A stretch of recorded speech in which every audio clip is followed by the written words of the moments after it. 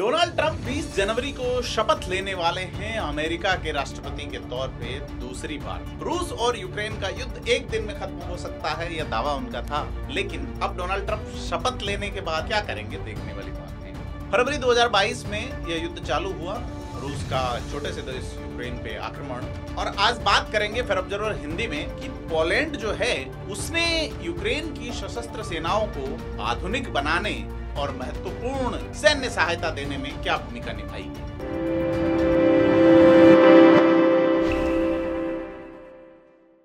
नमस्कार, मैं प्रदीप हूं, फेयर ऑब्जर्वर हिंदी आप देख रहे हैं। आपने चैनल को अगर अभी तक सब्सक्राइब नहीं किया है तो फेयर ऑब्जर्वर हिंदी को सब्सक्राइब करें और नोटिफिकेशन बेल आइकन को भी क्लिक करें। तो पोलैंड का जो ये समर्थन है यह सैन्य सहायता तक सीमित नहीं है। यूरोपीय संघ के कई अन्य देशों के विपरीत पोलैंड ने मानवीय संसाधनों को जल्दी से पहुंचाने के लिए कुछ अनौपचारिक चैनल भी उपयोग किए हैं।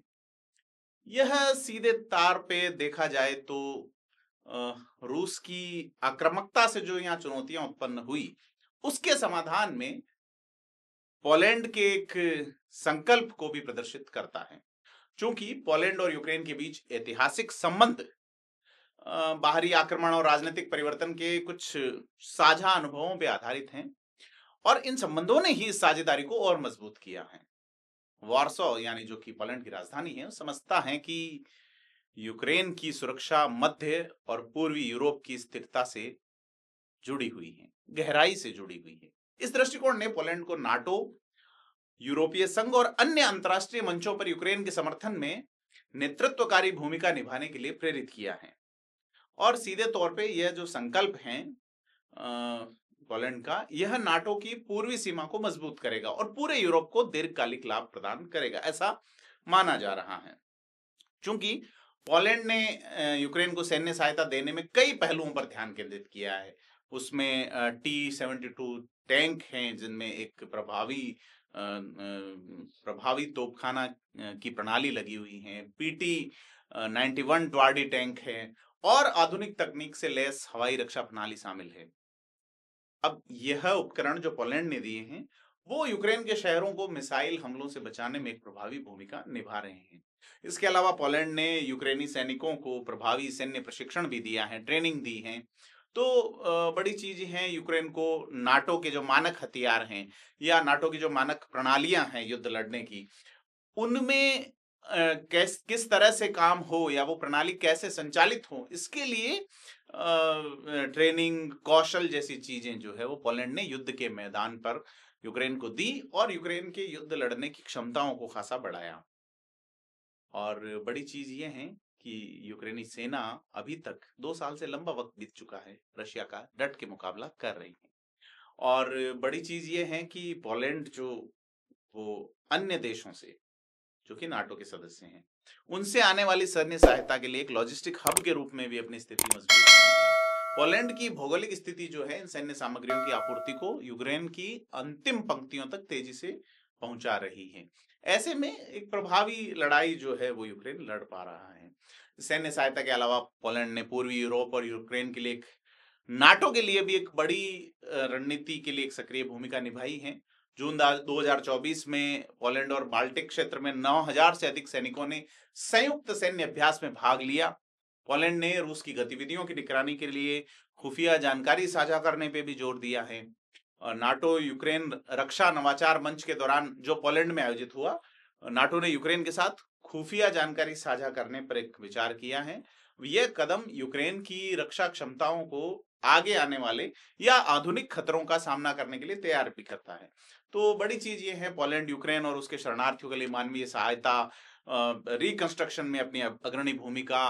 करीब 75 लाख के आसपास शरणार्थी जो है वो पोलैंड में प्रवेश कर चुके हैं, जिनमें से लगभग 1 मिलियन लोग वहीं बसे हुए हैं।